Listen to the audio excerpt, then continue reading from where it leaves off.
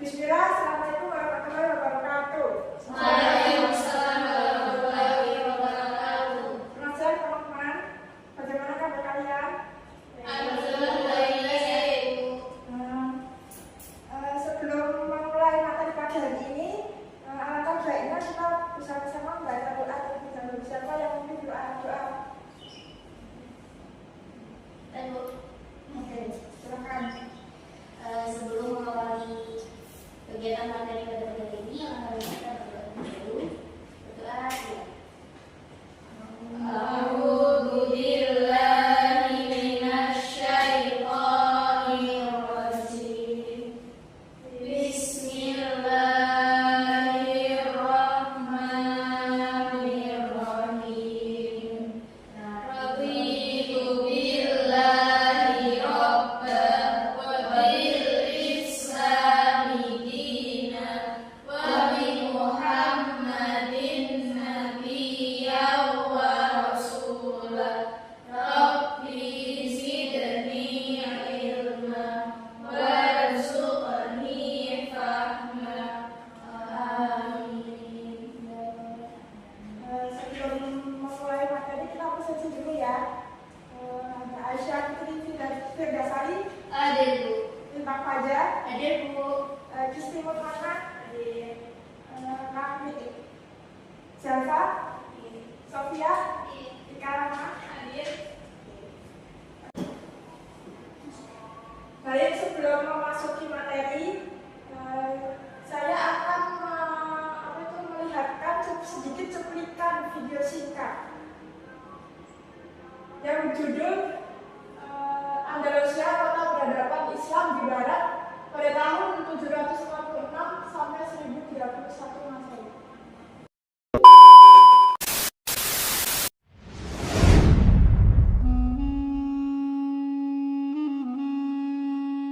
Pada tahun 755 Masehi, Abdurrahman bin Muawiyah, seorang keturunan Bani Umayyah, berhasil melarikan diri dari pembantaian yang dilakukan oleh Bani Abbasiyah di Damaskus. Dia berlayar ke arah barat, menuju ke tanah Islam yang baru, yaitu Andalusia. Di sana, dia berharap bisa memulai hidup baru dan mengembalikan kejayaan dinastinya yang telah runtuh. Setelah melewati berbagai bahaya dan kesulitan, dia akhirnya melihat pantai Andalusia yang indah. Dia merasa lega dan bersyukur. Dia berdiri di geladak kapal, dikelilingi oleh beberapa pengikut setianya yang masih tersisa. Dia menatap ke arah cakrawala dengan penuh harapan. Daulah Umayyah di Andalusia berlangsung selama 275 tahun dari 756 Masehi hingga 1031 Masehi. Selama itu Andalusia mengalami masa kemasan dalam bidang politik, ekonomi, sosial, budaya, dan ilmu pengetahuan. Cordoba, ibu kota daulah, menjadi salah satu kota terbesar dan terindah di dunia dengan penduduk lebih dari 500.000 jiwa. Kota ini juga menjadi pusat ilmu pengetahuan, seni, dan sastra yang menarik banyak ilmuwan, seniman, dan sastrawan dari berbagai penjuru dunia. Perkembangan ilmu pengetahuan pada masa Bani Umayyah di Andalusia tidak terlepas dari peran para khalifah yang memerintah. Mereka memberikan dukungan dan perlindungan kepada para ilmuwan, baik muslim maupun non-muslim, untuk meneliti, menulis, dan mengembangkan berbagai bidang ilmu. Beberapa khalifah yang terkenal dengan kecintaannya terhadap ilmu pengetahuan adalah Abdurrahman An-Nasir, Hakam Al-Muntasir, dan Abdurrahman Al-Hakam. Di bawah naungan daulah, ilmu-ilmu agama, bahasa, sejarah, geografi, filsafat, astronomi, matematika, fisika, kedokteran, dan ilmu-ilmu alam lainnya berkembang pesat. Para ilmuwan Andalusia tidak hanya menguasai ilmu-ilmu warisan Islam, tetapi juga menerjemahkan dan menyerap ilmu-ilmu dari peradaban Yunani, Romawi, Persia, India, dan Cina. Mereka juga menciptakan karya-karya orisinal yang menjadi sumbangan penting bagi peradaban manusia. Salah satu tokoh terkemuka adalah Al-Khawarizmi, seorang matematikawan dan astronom yang dianggap sebagai Bapak Aljabar. Ia menulis sebuah kitab yang menjelaskan metode-metode untuk menyelesaikan persamaan linear dan kuadrat dengan menggunakan operasi-operasi aljabar. Kitab ini sangat berpengaruh dalam perkembangan matematika dan bahkan memberikan asal kata aljabar itu sendiri. Al-Khawarizmi berharap kitabnya bisa membantu orang-orang memecahkan masalah-masalah matematika dengan mudah. Tokoh lain yang tidak kalah penting adalah Ibnu Rushd, seorang filsuf dan hakim yang dikenal sebagai komentator terbaik karya-karya Aristoteles. Ia menulis banyak komentar, parafrase, dan ringkasan tentang filsafat Aristoteles yang kemudian diterjemahkan ke dalam bahasa Ibrani dan Latin dan beredar luas di Eropa. Ia juga membela kegiatan berfilsafat dari kritik para teolog yang menganggapnya bertentangan dengan agama. Ibnu Rushd berharap komentarnya bisa menjembatani pemikiran antara Islam dan Yunani. Di bidang kedokteran, salah satu tokoh yang menonjol adalah Ibnu Zuhr, seorang dokter dan ahli bedah yang dikenal dengan nama latinnya Avenzoar. Ia menulis sebuah ensiklopedia kedokteran yang membahas berbagai penyakit, terapi, dan diet. Ia juga melakukan beberapa eksperimen dan observasi yang menjadikannya sebagai pelopor ilmu anatomi dan fisiologi. Ia juga menemukan beberapa gejala dan penyebab penyakit seperti stroke, Parkinson, dan tuberkulosis. Ibnu Zuhr berharap kitabnya bisa membantu orang-orang menyembuhkan penyakit-penyakit dengan tepat. Seorang tokoh yang juga menguasai berbagai ilmu adalah Ibnu Bajjah, seorang filsuf, musisi, dokter, ahli fisika, psikolog, dan penyair. Ia menulis sebuah kitab tentang filsafat yang membahas tentang tujuan hidup manusia, kebahagiaan, dan kesempurnaan. Ia juga mengembangkan teori tentang gerak ruang dan waktu serta mengkritik pandangan-pandangan neoplatonis yang mendominasi filsafat Islam sebelumnya. Ia juga piawai bermain musik khususnya gambus dan menulis beberapa syair. Ibnu Bajjah berharap kitabnya bisa membantu orang-orang mencapai kebahagiaan dengan bijak. Tokoh yang paling terkenal di kalangan para sufi adalah Ibnu Arabi, seorang mistik, penyair, dan filsuf yang dijuluki sebagai Syekh Al-Akbar atau guru terbesar. Ia menulis lebih dari 800 karya, yang paling terkenal adalah Futuhat Al-Makkiyah dan Fusus Al-Hikam. Ia mengajarkan doktrin wahdatul wujud atau kesatuan wujud yang menyatakan bahwa semua makhluk adalah manifestasi dari satu realitas tunggal, yaitu Allah. Ia juga menulis banyak puisi yang mengekspresikan cinta dan kerinduan kepada Allah. Ibnu Arabi berharap kitabnya bisa membantu orang-orang mendekatkan diri kepada Allah dengan cinta. Pada abad ke-10 Masehi, Andalusia berada di puncak kejayaannya di bawah pemerintahan Abdurrahman III. An-Nasir, khalifah dari Bani Umayyah, adalah seorang pemimpin yang bijaksana, adil, dan cinta ilmu pengetahuan. Dia mendukung dan melindungi para ilmuwan yang berkontribusi bagi kemajuan dan kemuliaan daulahnya. Cordoba pada siang hari. Asap dan api menyala-nyala di kota yang hancur dan sepi. Di sebuah lapangan, seorang khalifah bernama Hisham Al-Mutasim sedang berdiri di depan sekelompok pemberontak. Daulah Umayyah di Andalusia berakhir pada 1031 Masehi akibat dari perpecahan dan pemberontakan yang terjadi di dalamnya. Wilayah Andalusia terbagi-bagi menjadi beberapa kerajaan kecil yang saling bersaing. Meskipun demikian, warisan ilmu pengetahuan yang ditinggalkan oleh Bani Umayyah di Andalusia tetap hidup dan terus berkembang baik di dunia Islam maupun di dunia Barat. Sebuah kerajaan kecil di Andalusia bernama Sevilla. Seorang raja bernama Muhammad Al-Mutamid sedang berbicara dengan seorang utusan dari kekhalifahan Abbasiyah. Muhammad Al-Mutamid, raja Bani Umayyah di Sevilla, menerima kunjungan dari seorang utusan Abbasiyah, dinasti yang menguasai Baghdad dan sebagian besar dunia Islam. Utusan tersebut membawa pesan penting dari Khalifah Al-Mustansir yang ingin membentuk aliansi dengan Bani Umayyah untuk melawan orang-orang Kristen yang terus mengancam Andalusia. Muhammad Al-Mutamid adalah salah satu dari banyak raja-raja kecil yang menolak bergabung dengan aliansi Islam yang dipimpin oleh Abbasiyah. Akibatnya mereka menjadi lemah dan terpecah belah. Pada abad ke-11 dan ke-12, orang-orang Kristen dari utara mulai menyerang dan merebut kembali wilayah-wilayah Andalusia. Mereka membunuh, menawan, dan mengusir banyak Muslim, Yahudi, dan ilmuwan dari tanah mereka. Mereka juga membakar dan merusak banyak kota, istana, masjid, dan perpustakaan yang menjadi saksi bisu dari kejayaan Bani Umayyah di Andalusia. Sebuah kota di utara Andalusia bernama Toledo. Seorang raja Kristen bernama Alfonso VI sedang berjalan-jalan di sebuah perpustakaan yang baru saja direbut dari Muslim. Ia terpesona oleh banyaknya buku-buku yang tersimpan di sana. Alfonso VI adalah salah satu dari banyak raja-raja Kristen yang tertarik dengan ilmu pengetahuan yang berasal dari Andalusia. Mereka memerintahkan para Yahudi dan Kristen yang bisa berbahasa Arab untuk menerjemahkan buku-buku dari perpustakaan-perpustakaan Muslim ke dalam bahasa Latin. Mereka juga mengundang para ilmuwan Muslim untuk mengajar di sekolah-sekolah dan universitas-universitas yang mereka dirikan. Dengan demikian, ilmu pengetahuan yang ditinggalkan oleh Bani Umayyah di Andalusia menyebar ke Eropa dan menjadi salah satu faktor yang memicu Renaissance, yaitu kebangkitan ilmu pengetahuan dan budaya di Eropa. Adapun peninggalan bersejarah penting dari masa kejayaan Bani Umayyah di Andalusia yang tersisa diantaranya adalah sebuah koin emas dari masa Bani Umayyah di Andalusia yang menunjukkan gambar Khalifah Abdurrahman an-Nasir dan tulisan Arab yang berbunyi tidak ada Tuhan selain Allah dan Muhammad adalah utusan Allah. Sebuah salinan dari kitab Al-Jabr wa Al-Muqabalah yang ditulis oleh ilmuwan Andalusia Al-Khawarizmi yang dikenal sebagai Bapak Al-Jabar. Kitab ini menjadi dasar ilmu aljabar modern dan sistem angka Hindu-Arab yang kita gunakan sekarang. Sebuah salinan dari kitab Fasl al-Maqal yang ditulis oleh ilmuwan Andalusia Ibnu Rushd yang dikenal sebagai Averroes di Barat. Kitab ini membela rasionalitas dalam Islam dan menjadi rujukan utama dalam bidang filsafat di Eropa. Sebuah salinan dari kitab Al-Taisir fi al-Mudawat wa al-Tadbir yang ditulis oleh ilmuwan Andalusia Ibnu Zuhr yang dikenal sebagai Avenzoar di Barat. Kitab ini menjadi rujukan utama dalam bidang kedokteran di Eropa dan menggambarkan operasi bedah yang pertama kali dalam sejarah. Sebuah salinan dari kitab Fusus Al-Hikam yang ditulis oleh ilmuwan Andalusia Ibnu Arabi yang dikenal sebagai Syekh Al-Akbar. Kitab ini membahas tentang hikmah para nabi dan menjadi salah satu karya terbesar dalam bidang tasawuf. Sebuah astrolab, yaitu alat untuk mengukur posisi bintang dan planet yang digunakan oleh para ilmuwan Andalusia dalam bidang astronomi. Alat ini membantu mereka menentukan waktu salat, arah kiblat, dan kalender Islam. Sebuah jam air, yaitu alat untuk mengukur waktu dengan menggunakan aliran air yang digunakan oleh para ilmuwan Andalusia dalam bidang fisika. Alat ini menunjukkan keahlian mereka dalam mekanik dan hidrolik. Sebuah alkimia, yaitu alat untuk mengubah zat-zat dengan menggunakan api, air, udara, dan tanah yang digunakan oleh para ilmuwan Andalusia dalam bidang kimia. Alat ini menunjukkan pengetahuan mereka tentang sifat-sifat zat dan reaksi-reaksi kimia. Benda-benda ini memiliki arti yang sangat besar.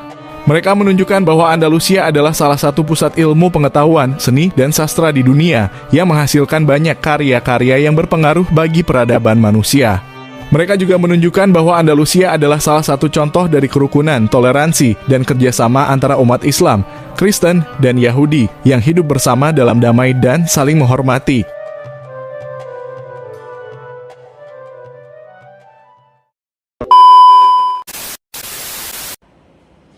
Kita akan melihat bagaimana Islam masuk ke wilayah tersebut dan bagaimana Bani Umayyah membangun kejayaannya serta ilmu dan tokoh-tokoh besar yang lahir di sana.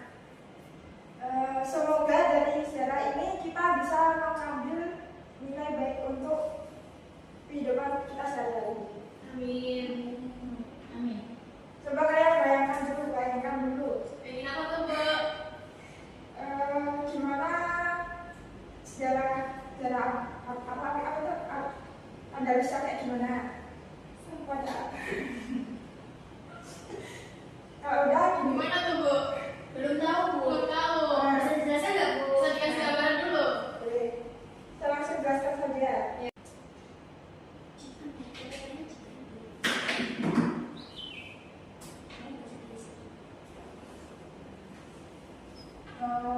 Oke. Yang pertama langsung masuk ke materi aja ya. Iya. Sejarah Bani Umayyah di Andalusia. Islam masuk Andalusia atau Spanyol mulai tahun 710 Masehi melalui ekspedisi yang dipimpin oleh Karim bin Ziyad dan Musa bin Nusair. Menaklukkan rumah Sagot yang lemah dan didukung oleh rakyat lokal yang mengingat perubahan. Andalusia menjadi provinsi Islam yang makmur dan dikenal karena toleransinya terhadap umat Kristen dan Yahudi yang diberi otonomi penuh. Setelah revolusi Bani Abbas mengembangkan Umayyah di Damaskus, pada tahun 750 seorang keturunan Umayyah bernama Abdul Rahman al-Dakhil melarikan diri ke Spanyol pada 15 Mei 756. Ia memproklamirkan wilayah di Andalusia dengan Cordova sebagai pusatnya secara resmi memulai kekuasaan Islam yang independen.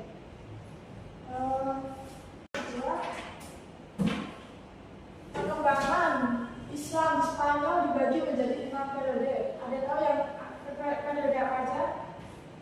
Enggak, Bu. Tahu, Bu. Aja kira-kira, Bu. Sebenarnya ini nggak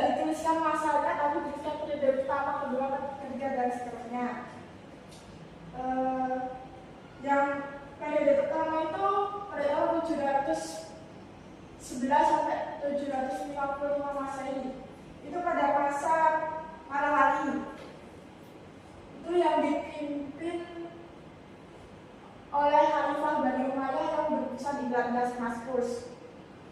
Yang kedua itu ada periode kedua 755 sampai 912 Masehi. Itu pada masa Amir yang dipimpin oleh para Amir, tapi masih terpengaruh di Baghdad. Terus yang ketiga itu pada masa Khalifah. Pada masa Khalifah itu masa keemasan, terutama di bawah Abdul Ar-Rahman An-Nasir itu. Selanjutnya ada periode keempat. Periode keempat itu pada tahun 1013 sampai 1084 Masehi. Itu pada masa pecahan atau taifah terpecah menjadi lebih dari 30 kerajaan kecil. Yang kelima itu ada pada tahun 1086 sampai 1248 Masehi. Bu, boleh tanya nggak? Apa?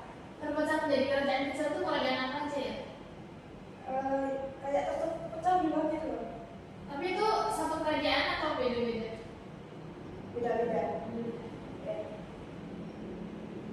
Yang kelima itu ada masa dinasti yang kelima itu pada tahun 1248 sampai 1492 itu pada masa Granada atau Bani Ammar. Rakyat Islam tinggal di Granada hingga akhirnya jatuh di tahun 1492 Masehi. Selanjutnya pada masa kejayaan Islam di Andalusia. Pada masa Bani Umayyah, Cordoba menjadi salah satu kota yang paling maju di dunia, setara dengan Baghdad dan Konstantinopel. Kota ini memiliki rumah yang rapi, jalan beraspal, lampu penerangan dan perpustakaan besar. Cordoba juga menjadi pusat diplomasi internasional. Kejayaan itu tampak pada berkembangnya ilmu pengetahuan, filsafat, sains dan astronomi. Bangunan peninggalannya antara lain adalah Masjid Cordoba, Istana Alhambra di Granada. Cordoba juga menjadi pusat diplomasi internasional. Kejayaan itu tampak pada berkembangnya ilmu pengetahuan, filsafat, sains dan astronomi. Bangunan peninggalannya antara lain adalah Masjid Cordoba, Istana Alhambra di Granada,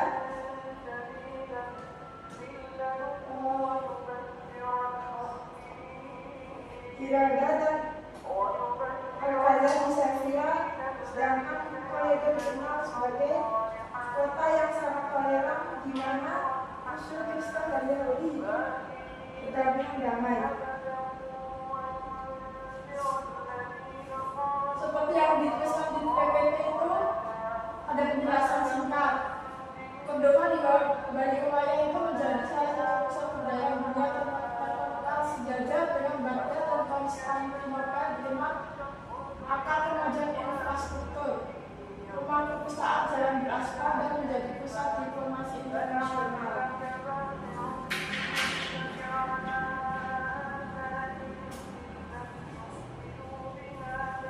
Lalu perkembangan ilmu pengetahuan pada masa Bani Umayyah dan Andalusia. Spanyol merupakan negeri yang secara ekonomi mampu melahirkan cendekiawan Muslim yang mengembangkan ilmu pengetahuan secara luas. Pengaruh Islam di Spanyol dan silsilah sangat besar terhadap Eropa melalui munculnya para ilmuwan di berbagai bidang, termasuk astronomi, kedokteran, filsafat, matematika, kimia, fisika, serta ilmu sosial seperti sejarah, sosiologi, dan sastra.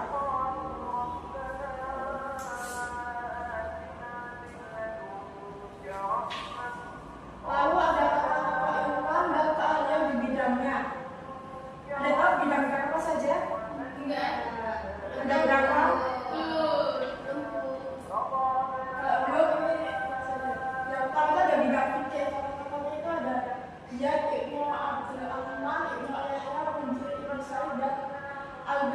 Malik Al-Bakar Ibnu Al-Qur'an dan Jamaludin Ibnu Hazm. Yang kedua itu ada bidang bahasa dan sastra. Ibnu Malik Abu Ali Al-Ashibi Ibnu Asy'idi Ibnu Al-Hajj Ibnu Khuluf Abu Al-Hasan Ibnu Uskur Abu Hayyat Al-Balaki Ibnu Abdul Al-Rabi Ibnu Abu Al-Walid bin Zayyad Al-Jaidan dan Waladah. Yang ketiga itu ada bidang seni dan musik, yaitu tokohnya Al-Hasan Ibnu Nafi Jiriyah atau Jiriyah. Yang keempat ada bidang filsafat. Tokoh-tokohnya itu ada Ibnu Bajjah atau Abu Bakar Muhammad Ibnu Al-Syekh Abu Bakar Ibnu Taufik Ibnu Rus atau Afiroz. Yang kelima itu ada bidang sains. Tokoh-tokohnya itu ada Abbas Ibnu Farmas Ibrahim Ibnu Al-Yahya Al-Nakas Ahmad Ibnu Al-Ibas terus Al-Hasan Ibnu Abi Ja'far dan Al-Hafiz. Yang terakhir itu ada bidang sejarah, Abu Ubaid Abdullah bin Abdul Aziz Al-Bahri, Abdul Hamid Muhammad Al-Mazini, terus Ibnu Zubair, Ibnu Batata, Ibnu Al-Hatib, Ibnu Abdul dari Indonesia.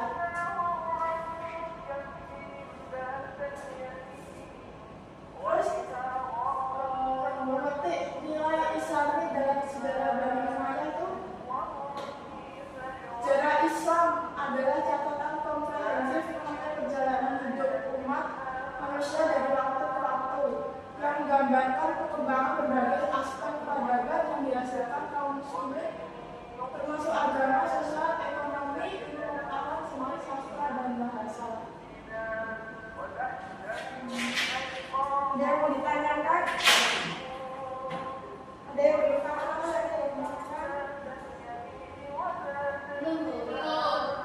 Kesimpulannya itu, kekuasaan Islam di Andalusia Spanyol dimulai pada tahun 710 Masehi oleh Khalid bin Ziyad dan Musa bin Said. Kekuasaan independen Bani Umayyah didirikan pada 756 Masehi oleh Abu Al-Bakar di Cordoba, yang kemudian menjadi pusat peradaban dan budaya dunia yang gemilang dengan tingkat toleransi atau lansia yang tinggi. Periode kejayaan ini menghasilkan kemajuan besar di bidang ilmu pengetahuan, termasuk filsafat, ilmu sains dan sastra, serta tindakan perasaan arsitektur muda seperti Masjid Cordoba dan Istana Alhambra di Granada. Setelah 6 periode kekuasaan Islam akhirnya berakhir di Granada pada tahun 1492 Masehi, namun warisan peradabannya membutuhkan pengaruh besar dari Eropa. Mungkin itu saja yang dapat saya sampaikan. Ada yang masih ditanyakan atau saya beri pertanyaan? Mau tanya, Bu? Di situ tertulis meninggalkan warisan ya. Warisan peradabannya memberikan pengaruh besar pada Eropa. Nah, warisan arsitektur megah itu contohnya seperti di Masjid Cordoba dan di sana Al-Hambra di Granada itu cuman ada satu atau ada berapa? Contohnya cuma Masjid Air. Warisannya cuma Masjid Air yang lain. Masjid mana? Itu kan itu ya warisan arsitektur megah seperti masjid itu. Nah, kira-kira warisannya cuma itu atau ada yang lain? Kayaknya ada yang sebentar. Kayaknya di depan kan aja. Oh iya iya iya. Langsung pertanyaan aja. Iya, oke. Ya ini pertanyaan saya, Bu. Oke. Warisannya itu cuma masjid atau ada yang lain? Kayaknya nggak ada yang aneh, cuma itu aja. Oh, itu aja. Bu, terima kasih, Bu. Dari Informasi itu apa ya, Bu? mana? Informasi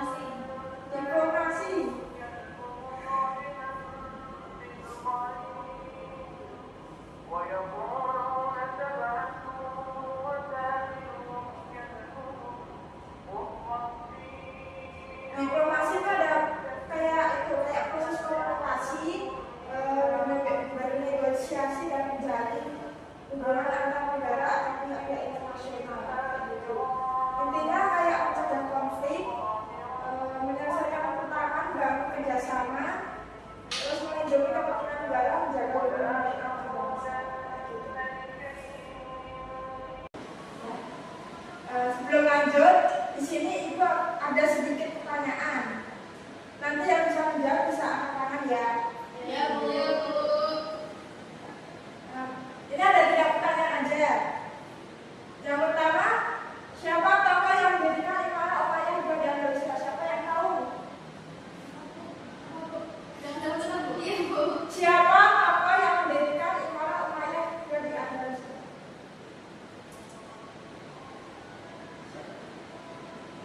Apa namanya? Oh, Bu. Baru tahu. Siapa tokoh yang mendirikan Imara Umayyah? Imara. Oh, Imara. Imara apa? Imara itu apa? Imara itu apa? Siapa yang mendirikan Imara buat di Indonesia ya? Di Andalusia. Oh, di Indonesia. Ya.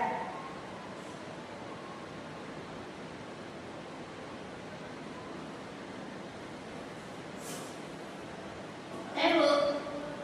Nah, yang pertama itu ada Abdurrahman yang berhasil melarikan diri dari kejaran Andalusia dan membangun kekuasaan baru di Andalusia. Nah, jadi pada saat itu kan ada peperangan. Jadi itu beliau itu melarikan diri untuk apa ya? Intinya kan dia dikejar tuh sama musuh. Jadi itu beliau lari dari kejaran tersebut pada saat peperangan. Bagaimana Bu? Mungkin benar belum? Saya misalnya mendalam proses ini. Sudah benar. Oke, yang kedua itu ada sebutkan 2 bangunan peninggalan di Andalusia. Siapa yang tahu?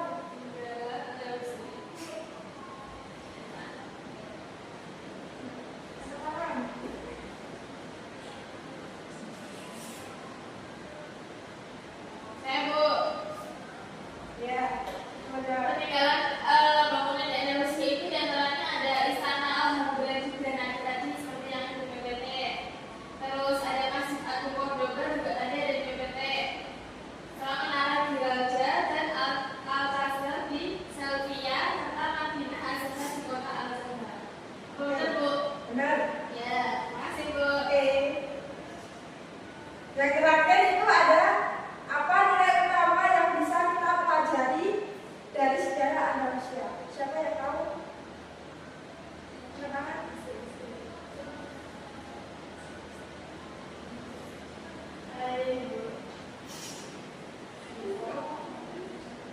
Apa nilai utama yang bisa kita pelajari dari sejarah Andalusia? Itu toleransi, kerjasama lintas agama, sama kecintaan dan pengetahuan yang membuat masyarakat Andalusia itu maju, yang membuat menjadi Andalusia itu jadi pusat dunia. Bisa juga karena adanya persatuan, kedamaian, inovasi dan dari keberagamaan.